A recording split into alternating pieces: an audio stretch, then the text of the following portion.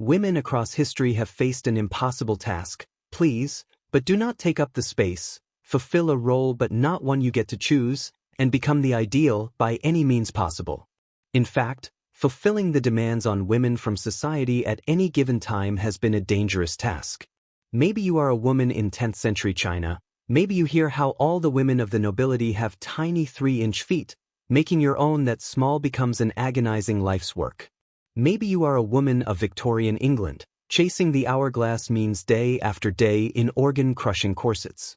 Though you can forget beauty ideals, maybe you are a woman of the medieval period, making your way as a respected and regarded healer before the church. Then the world turns on you, declaring what once served them so well are only the workings of the devil. The world's positioning of women has been littered with pitfalls and punishment from antiquity to now. Welcome to our channel. Today we look at the unspeakable punishments befalling women. The Spanish donkey, despite sounding closer to a fairground ride or a rather vicious cocktail, was nothing of the sort. This was a torture device of the cruelest means and was weaponized against women in particular during the Inquisition. Simple in design, the device, also known as the wooden horse or chevalet, was a sickening implementation of physics upon the human body. The Spanish donkey was little more than a triangle prism of wood elevated off the ground on stilts, with its sharpest edge facing the ceiling. The victim in question would be forced to straddle the upright sharpest edge. Leave the victim in question in great discomfort. They would commonly have weights tied to their feet to heighten the torture. Needless to say, the victim's genitalia would be maimed, at the very least suffering a shattered tailbone for their troubles. At its worst, the heavier the victim and the heavier the weights tied to the feet, reportedly the Spanish donkey could cut a victim in half. Footbinding, a form of body-altering cruelty that was only subject to women, was China's millennium-long history with the practice. Tragically, the form of a 10th century court dancer Yaonyang went on to inspire a hideous tradition of women maiming their feet for centuries to come. Yaonyang was said to have utterly captivated the emperor at the time. The dancing routine took place inside a golden lotus, no more than 6 feet in diameter and decorated with rare gems and ribbons. Yet the part that entranced the emperor was that Yaonyang's entire dance took place on her toes. To do this, Yaonyang had bound her feet into the shape of a crescent. Sadly, it became a desired look among the ladies of the imperial court, and with time to make it so, foot-binding became something of a status symbol. Soon the golden lotus was the ideal of ideals, a foot measuring 3 inches. That is right, just 3 inches. To Chinese sensibilities, small feet on a woman were equivalent to a minuscule waist in Victorian England. It should go without saying, but binding one's feet into half their size radically alters physique and posture, causing great disfiguration across a lifetime. Disturbingly, thanks to its ritualization, its normalization, and its evolution into a beauty ideal and Confucian value, women would perpetuate, administer, and suffer foot binding for centuries. The very last factory making lotus shoes closed only as recently as 1999. The iron spider. One medieval device used to maim women, and women specifically, was the iron spider, or as it was more colloquially known, the breast ripper. Remarkably, archaeologists and historians have uncovered such devices surviving from long ago. Likely used from the late 13th century to the early 19th century, the iron tongs with claws at their end were a European specialty for torturing women.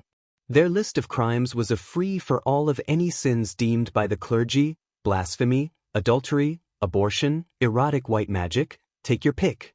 There is documentation of unmarried mothers being subject to some truly tasteless punishment. France and Germany of the Middle Period would give a bite from the ripper, liable to be white-hot, while their babe lay at their feet. Another child ruined? Congratulations. Scold's Bridal, another pretty hideous torture device used on women and women only, was a specialty of the medieval to Middle History period, first recorded in 1527 and used as late as 1856. Half public humiliation, half device of torture, the bridle was an iron frame around the skull that also had an iron muzzle. The imagery and purpose were clear. This was to stop women from speaking. Inside the scold would be a bridle bit to sit on the tongue. Commonly a spike was on it as a compress. Used across England and its colonies, the fear of witches and their power would often inform its usage. Less charmingly, it was often used on women at the request of family members and husbands. The pair of anguish, from 1400 to around 1800, was a device that, frankly, if its proposed use on women is true, stands as one of the very worst torture devices. The pair of anguish has been discovered by archaeologists and stands in many museums across Europe to this day.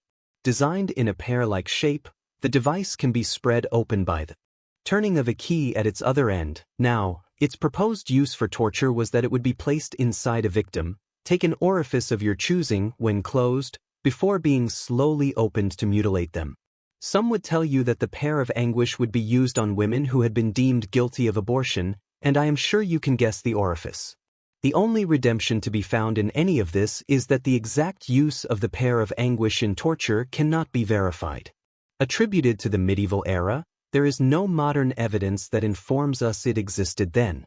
Moreover, many of the devices standing in museums have a design flaw suggesting their supposed use is fiction.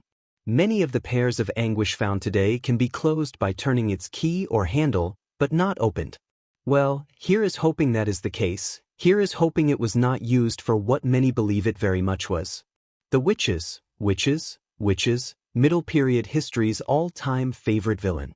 In Europe, the persecution of witchcraft was prominent from the 15th to 18th century, with its height being in the late 1500s through to the early 1600s. The American colonies of the 17th century quite tragically would follow suit, most infamously across New England. What is most ironic and saddening about the prosecution against women for witchcraft is how it all started. Many women of the medieval period were wise women, healers, all-knowing in the ethereal, and capable of bringing ailments to their end. Wise women were rare and fated figures in the medieval period. Denied any type of formal education and profession, they made themselves useful to the masses. Yet when the Renaissance took hold and science and the spiritual were separated, any mysticism was characterized as the workings of the devil. Soon began many centuries of burning suspicious women at the stake. What hideously short memories they had back then. They were trying to help guys.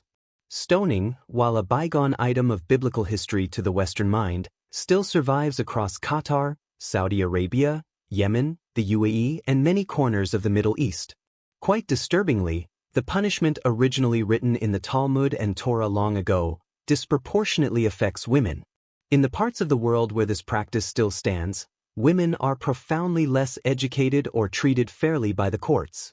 This leaves them more fallible to sign confessions of crimes they have not been guilty of, and there is a whole argument to be had that one's private life and activity are not matters to be criminalized anyway. Stoning has continually been used as capital punishment against adultery, yet in the overwhelming majority against women's adultery. In today's world, women are not alone in this vile threat. The LGBT community stands vulnerable. Many practicing countries today regard sodomy as an offense worthy of death by stoning. Corset, the deformity faucet, corsets, nothing like chasing a beauty ideal to the point where it more or less mangles your body. The history of corsets is a subject in itself and a remarkable one of some 500 years. Introduced in the late 16th century, these undergarments for women were soon viewed as ideals for maintaining the beauty of the female figure. Initially starting as layers of linen and silk unable to be aggressively fastened, corsets found before the Victorian era were actually relatively comfortable. It is when the Victorians came in and added whalebone as a material and started tying these things as tight as humanly possible that the trouble began. Once corset wearing became common in the 18th and 19th centuries, the chasing of an hourglass ideal got profoundly out of hand. Women were not wearing corsets for the big ball, a grand soiree, or the most lavish of social shindigs. They were wearing them most days, all day. We even have records now of pregnancy corsets. That is right, while your natural form is naturally altering, let's still try and keep you hot. Just as disturbingly, corsets from this era can be found that were clearly designed for children. Can we at least let them grow before we mangle them? Just a thought. What we can see now from anthropological research is the effect this had on the bodies of Victorian women. Observing their skeletons shows traits, 7 skeletons inspected by researchers at the Museedale home show deformation of ribs and vertebrae. Remarkably, other Victorian skeletons at the Museum of London show the same S-shaping of the ribs. The V and a museum in London researched corsets from the era. They worked out that a woman's waist was approximately 10 inches smaller than the average today. Beauty ideals, persecution, and silencing, history may not unequivocally prove it is a man's world, but it certainly proves it has been a cruel one for women.